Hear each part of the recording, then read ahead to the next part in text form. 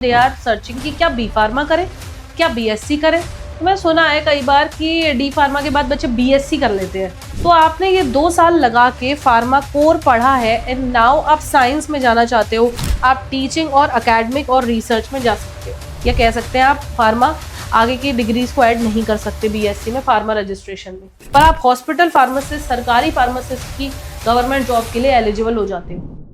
Hello ji, welcome back to PWD pharm. This is Aastha Navlani, your pharma guide. कैसे हैं सभी बच्चे? आई होप आप सभी लोग अच्छे होंगे, पढ़ाई अच्छी चल रही होगी एंड साथ के साथ कुछ ऐसे बच्चे होंगे जिन्होंने अभी अभी डिप्लोमा एंड किया होगा and now they are searching कि क्या बी फार्मा करें, क्या बीएससी करें। तो मैं सुना है कई बार कि डी फार्मा के बाद बच्चे बीएससी कर लेते हैं, जो कि एक थोड़ा कंट्रोवर्शियल ओपिनियन हो सकता है।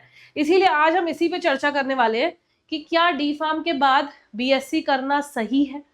इज इट ओके कि आप डी फार्मा करके फार्मा कोर पढ़ के बीएससी करोगे, बैचलर ऑफ साइंस अगेन। तो उसके बारे में चर्चा कर लेते हैं कि क्या प्रोस कॉन्स, क्या अच्छा बुरा रहने वाला है डी फार्म के बाद बीएससी का। चलिए, सो क्या डी फार्म के बाद बीएससी कर सकते हैं? सो ऑब्वियसली डी फार्म के बाद बिल्कुल बीएससी कर सकते हैं। ठीक है, पहला ऑप्शन अपना रहता है कि बीएससी के साथ कैरियर पाथ करें। दूसरा ऑप्शन रहता है, वो भी हम बात करेंगे। सो बीएससी में आपको बहुत सारे ऐसे बीएससी के कोर्सेज हैं जो डिप्लोमा को एलिजिबल मानते हैं और प्रवेश परीक्षाएं देके आप एडमिशन यूनिवर्सिटी स्पेसिफिक रूल से ले सकते हो। कौन सी बीएससी कर सकते हो आप BSc biotechnology, BSc micro, BSc chemistry, BSc life sciences, ये सारे तरीके की अलग अलग बीएससी कर सकते हैं जब भी आप डी फार्मा कंप्लीट कर लेते हैं तो। पर हम किस चीज पे आधारित है, हमें ये देखना है कि पहले तो हम क्या साइंस, कौन सी फील्ड चूज करना चाहते हैं। ठीक है, बीएससी किसके लिए बेसिकली जब हम पाथ चूज करते हैं तो हमारे पास 2 पाथ है, एक बीएससी और एक D pharm, B pharm M pharm वाला पाथ। तो आपने ये 2 साल लगा के फार्मा कोर पढ़ा है एंड नाउ आप साइंस में जाना चाहते हो, आप एकेडमिक रिसर्च, आप बेसिकली अगर सैलरी स्टेटस भी देखोगे तो कंपैरेटिवली बीएससी के बाद और बी फार्म के बाद आपको टिपिकली फर्क देखने को मिलेगा। Most private jobs B pharm को कंपैरेटिवली थोड़ा ज्यादा सैलरी बेसिस पे रखेंगी देन कंपैरेटिव टू बीएससी। ठीक है, सो आपको जब भी आप कैरियर गोल डिसाइड कर रहे हो, आपको ये ध्यान रखना है कि आप पूरा कोर साइंस और रिसर्च पढ़ना चाहते हो या आप फार्मा इंडस्ट्री में जाके अपना फार्मा प्रोफेशन आगे बढ़ाना चाहते हो। तो हाँ, डी फार्म के बाद आप बीएससी कर सकते हो, बट डिसीजन क्या डिपेंड करता है कि आप आगे क्या करना चाहते हो, आप कैरियर में आगे क्या करना चाहते हो। सो अगर बीएससी करनी है तो बेटा आपने ध्यान में रखना है कि आप अपना basically higher education MSc PhD के लिए जाओ, एंड या तो आप ऐसा कर सकते हो कि आप डायरेक्ट बी फार्म बेहतर विकल्प की ओर भी बढ़ सकते हो। ठीक है, एक मेजर फैक्ट्स क्या आते हैं कि salary potential, job market, skill development किसमें है।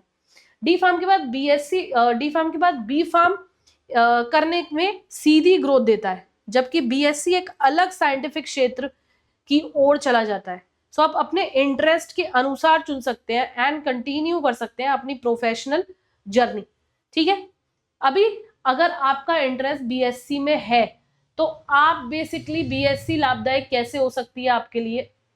सबसे पहले तो आपके पास साइंटिफिक नॉलेज अच्छी होनी चाहिए, आप रिसर्च की तरफ जाना चाहते हैं, या फिर एमएससी पीएचडी की आपकी राह खुल जाती है। एमएससी पीएचडी की राह के बाद आप बायोटेक, माइक्रोबायोलॉजी लैब्स में काम कर सकते हो, आप टीचिंग और एकेडमिक और रिसर्च में जा सकते हो। तो ये सारी एडवांटेजेस हैं जब आप अपना कैरियर बीएससी से चालू करते हो। वहीं पे जब लिमिटेशंस क्या आ जाती हैं बीएससी कैरियर में, बीएससी कैरियर के बाद बेटा आप एक रजिस्टर्ड फार्मासिस्ट तो हो, रजिस्ट्रेशन तो हो चुका है आपका, बट आप उसमें और ज्यादा eligibility B pharm M pharm अपने लाइसेंस के संग जोड़ते हो तो थोड़ा और पुख्ता होता चला जाता है। यहाँ पे आपकी कह सकते हैं कि चीजें कई सारी रुक जाती हैं, या कह सकते हैं आप फार्मा आगे की डिग्रीज को ऐड नहीं कर सकते बीएससी में फार्मा रजिस्ट्रेशन में। फार्मा इंडस्ट्री में आप नहीं जा सकते हैं, आप ड्रग इंस्पेक्टर की एलिजिबिलिटी पे नहीं कर सकते, आप हॉस्पिटल फार्मासिस्ट की जॉब भी नहीं कर सकते कई बार, क्यों? क्योंकि डी फार्मा को कई बार इनएलिजिबल माना जाता है सिर्फ डी फार्म करके, कई बार डी फार्म करके भी एलिजिबल होते हो, बट ज्यादातर डिग्रीज को अगर आप डिग्री ही कर रहे हो तो क्यों ना बी फार्म की जाए, क्योंकि बी फार्म भी अब आपको 3 ही साल की पड़ेगी, बीएससी भी आपको 3 ही साल की पड़ेगी, पर आप हॉस्पिटल फार्मासिस्ट, सरकारी फार्मासिस्ट की गवर्नमेंट जॉब के लिए एलिजिबल हो जाते हो। इसके अलावा आप मैन्युफैक्चरिंग, क्यूए, क्यूसी और वहां पे जा सकते हैं। हाँ, बी फार्म को वहां प्राथमिकता मिलती है, बट बीएससी के बाद ये सारी लिमिटेशंस आप फार्मा इंडस्ट्री बेसिकली ज्वाइन नहीं कर सकते हो, ठीक है। डी फार्म के लिए, डी फार्म के बाद बेटर अपॉर्चुनिटीज क्या है कि बी फार्म में लेटरल एंट्री ले लो, मतलब दूसरे साल में एंट्री ले लो, हायर क्वालिफिकेशन करो, जीपैट एम फार्म करो, एंड देन फार्मा इंडस्ट्री में जाके जो कंपैरेटिव आपकी सैलरी है उससे ज्यादा पाओ।